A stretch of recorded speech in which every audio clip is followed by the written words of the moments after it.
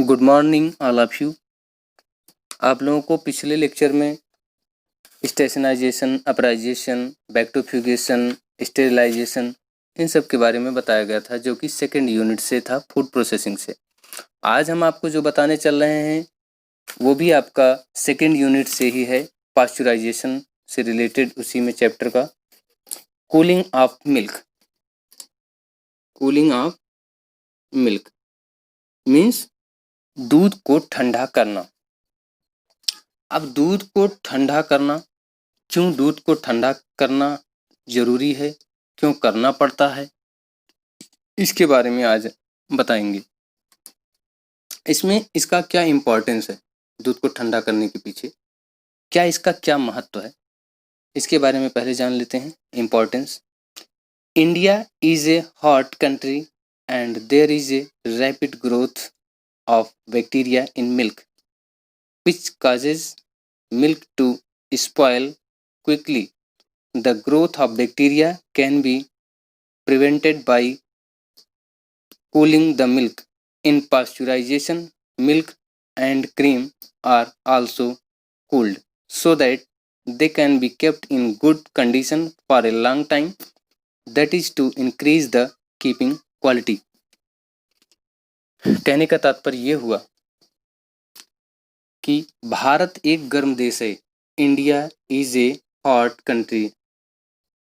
भारत एक गर्म देश है और यहाँ दूध में बैक्टीरिया की वृद्धि बड़ी शीघ्रता से होती है।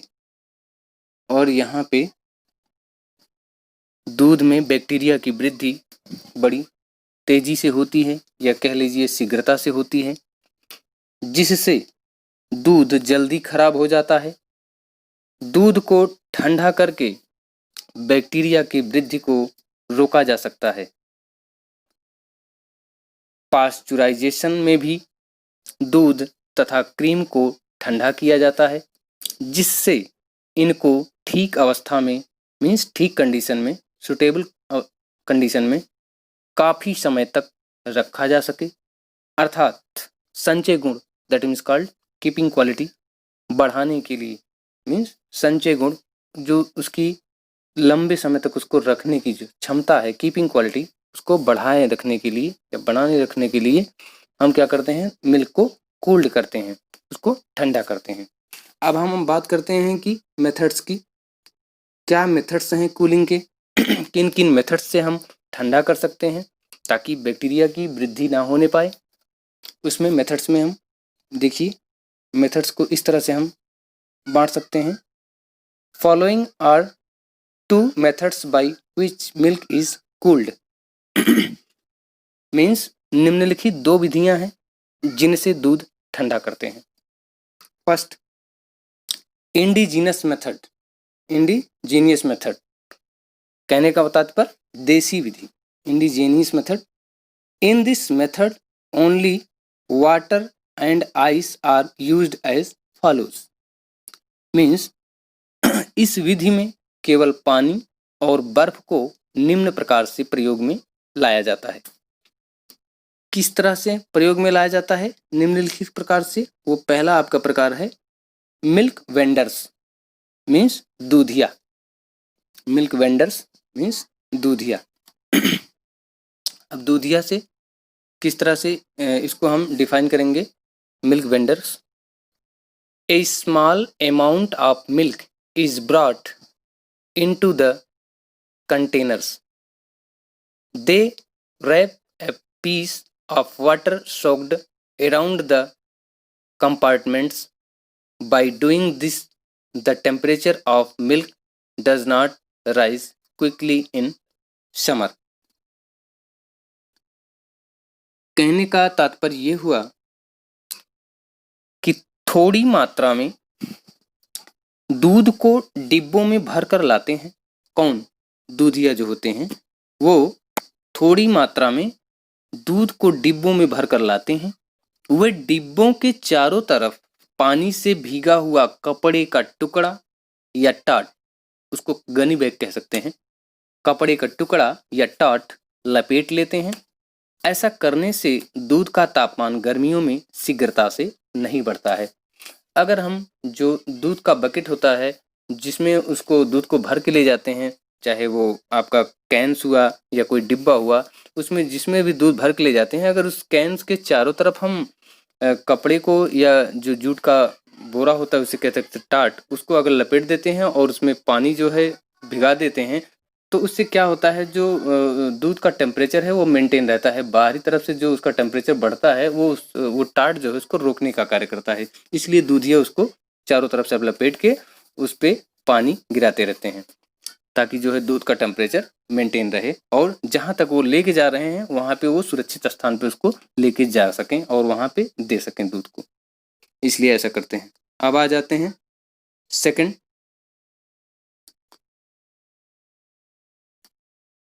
दूध के बर्तनों। There is a circular small vessels with a pen lid. After filling the milk in the can, ice is put in this circular pots and covered. In this way, the temperature of milk remains constant. This is how milk is sent daily to Mathura from Agra military dairy farm. कहने का तात्पर्य ये हुआ कि दूध के बर्तनों means cans को ढक्कन के साथ एक गोलाकार छोटा बर्तन लगा होता है। जो कैंस होता है उसमें एक ढक्कन लगा होता है गोलाकार। कैन में दूध भरने के बाद इस गोलाकार बर्तनों में बर्फ डालकर ढक्कन लगा दिया जाता है।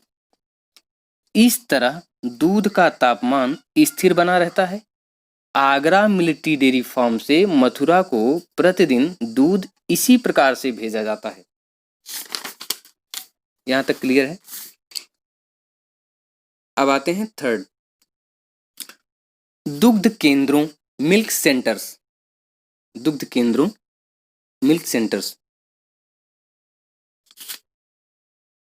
A large pot is filled with water and ice to cool milk at the milk centers. In other small pots, milk is filled and cooled by placing them in this ice water. After cooling, the milk is filled in cans and these cans are sent by motor to the city for pasteurization. कहने का तात्पर्य ये हुआ कि दुग्ध केंद्रों means milk centres पर दूध ठंडा करने के लिए एक बड़े बर्तन ड्रम को पानी तथा बर्फ से भर दिया जाता है। अन्य छोटे बर्तनों में दूध भरकर इस बर्फ के पानी में इन्हें रखकर ठंडा किया जाता है।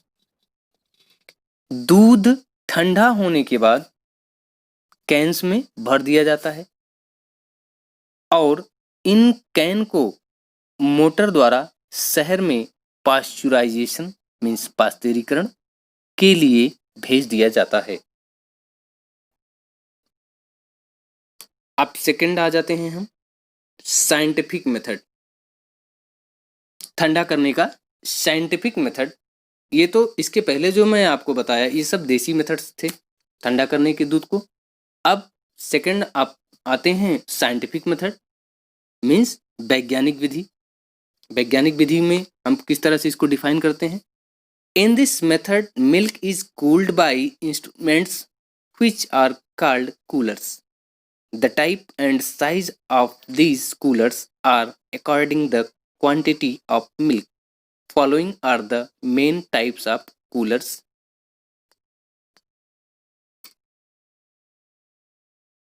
कहने का तात्पर्य ये हुआ साइंटिफिक मेथड में इस विधि से यंत्रों द्वारा दूध को ठंडा किया जाता है, जिन्हें शीतक मीन्स कूलर्स कहते हैं।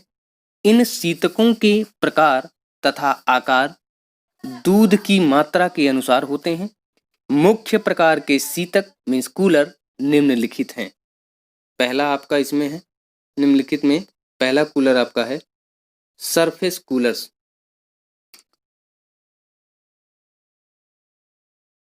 सरफेस कूलर मीन्स होता है तल शीतक, सरफेस कूलर तल शीतक। इसको किस तरह से डिफाइन कर सकते हैं? It is made of steel pipe which has two parts. Cold water flows from the top to the top half and factors up to refrigerant in the bottom half. Like brine, NH3, freon, liquid flows from the bottom to the top. This cooler is all covered. This allows hot milk to first come into contact with cold water pipes and later the salt or brine solution pipe comes into contact with the surface and cools down completely. Then it goes into the bottom section by the exhaust pipe. These coolers are commonly used in LT pasteurizers. कहने का तात्पर्य ये हुआ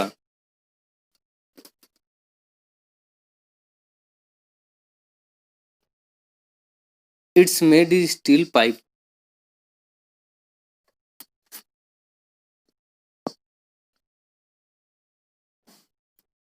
surface cooler तल शीतक।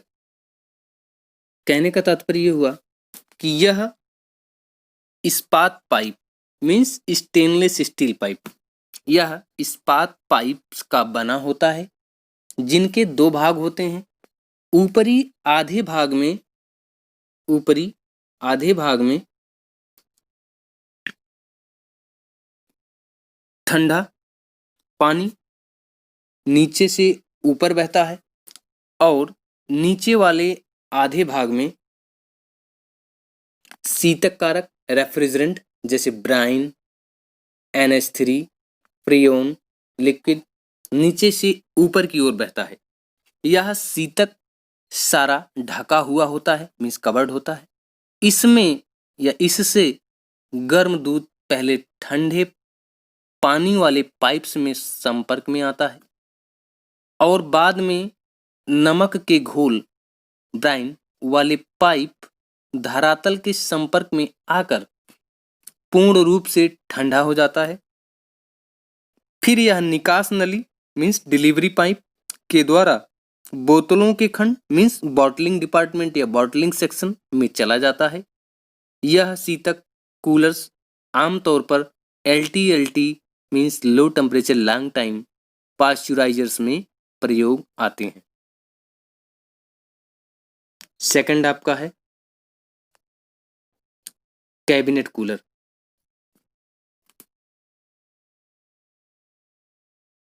Second आपका है cabinet cooler, cabinet शीतक। इसको हम इस तरह से डिफाइन कर सकते हैं, more surface coolers are now fitted in the same cabinet to cool hot milk called cabinet coolers. Its shape and function is similar to a surface cooler. It is also used in LT method while pasteurizing in large quantities. कहने का तात्पर्य यह हुआ कि cabinet शीतक अधिक मात्रा में एक साथ गर्म दूध ठंडा करने के लिए अब ज्यादा तल शीतक एक ही कैबिनेट में लगे होते हैं। उन्हें कैबिनेट शीतक कहते हैं या कूलर्स कहते हैं। इसका आकार तथा कार्य मीन्स फंक्शन तल शीतक मीन्स सरफेस कूलर की तरह ही होता है। यह भी LT मेथड में प्रयोग होते हैं, जबकि अधिक मात्रा में पास्चुरीकृत मीन्स पास्चुराइज किया जाता है। थर्ड आ जाते हैं इंटरनल ट्यूबुलर कूलर्स मीन्स आंतरिक ट्यूब वाले शीतक। इंटरनल ट्यूबुलर कूलर्स, इसको इस तरह से डिफाइन कर सकते हैं, समझ सकते हैं।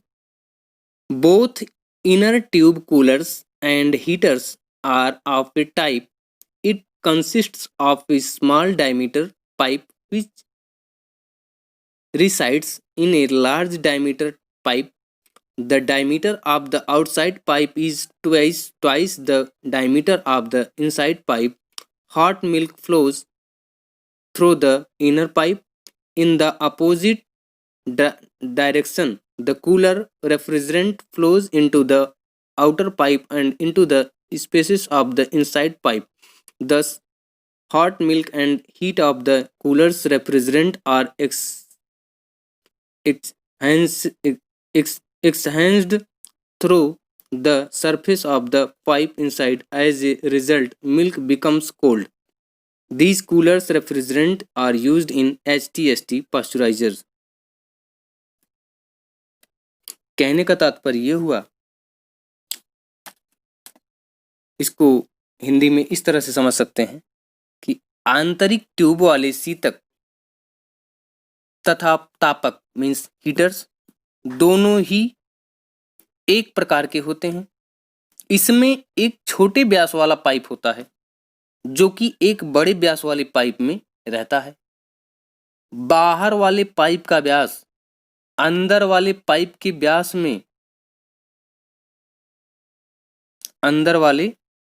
व्यास में दुगना होता है। अंदर वाले पाइप के द्वारा गर्म दूध बहता है। इसके विपरीत दिशा में शीतक कारक मीन्स रेफ्रिजरेंट बाहरी पाइप और अंदर वाले पाइप के रिक्त स्थान में बहता है। इस प्रकार गर्म दूध और शीतक कारक के ताप का आदान प्रदान अंदर वाले पाइप के धरातल से होता है, जिसके फलस्वरूप दूध ठंडा हो जाता है। यह शीतक कारक HTST पास्चुराइजर में प्रयोग में लाए जाते हैं। नेक्स्ट आपका है plate type cooler. Plate type coolers means plate type शीतक। अब प्लेट टाइप कूलर्स को हम इस तरह से समझ सकते हैं, these coolers are fitted in plate type HTST pasteurizer. Plate type coolers and heaters have a design when hot water or steam flows out of it. It is called heaters and refrigerant. Then it is called cooler. It consists of stainless steel thin plates which are fitted in HTST pasteurizer with the help of vertically gaskets. There is a difference between the two plates. The milk and cooler refrigerant flows as thin film and each particle of milk is cooled. In these plates, milk and cooler refrigerant flows opposite each other, leaving a plate. कहने का तात्पर्य यह हुआ कि plate type coolers, यह शीतक plate type HTST पास्चुराइजर में लगे होते हैं।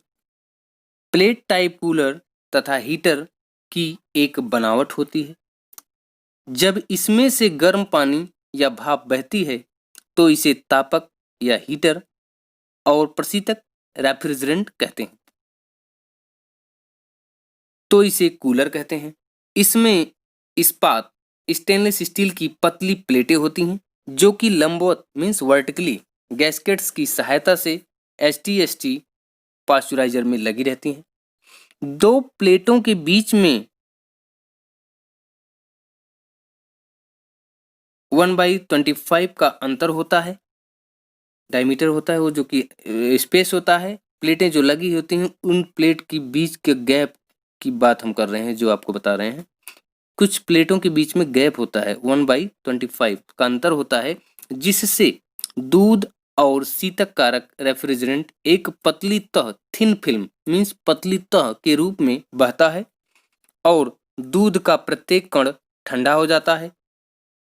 इन प्लेटों में दूध तथा शीतक कारक रेफ्रिजरेंट एक दूसरे के विपरीत दिशा में अल्टरनेट प्लेट्स एक प्लेट छोड़कर बहते रहते हैं। नेक्स्ट आपका है कूलिंग मीडिया। कूलिंग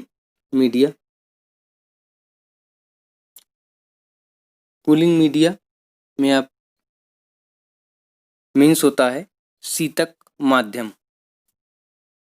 क्या क्या शीतक के माध्यम हैं ये हम बीच में भी बताए हैं, लेकिन यहाँ पे एक जगह पे एकत्रित करके हम दिखा रहे हैं कि कौन कौन से कूलिंग मीडिया हैं। फर्स्ट आपका हो गया water, second ice, third ammonia gas, next Freon gas, next solid carbon dioxide, next NaCl। इन सब का यूज होता है जो आपके एक साइंटिफिक मेथड कूलर्स होते हैं उनमें यूज होते हैं। आज बस इतना ही। Thank you.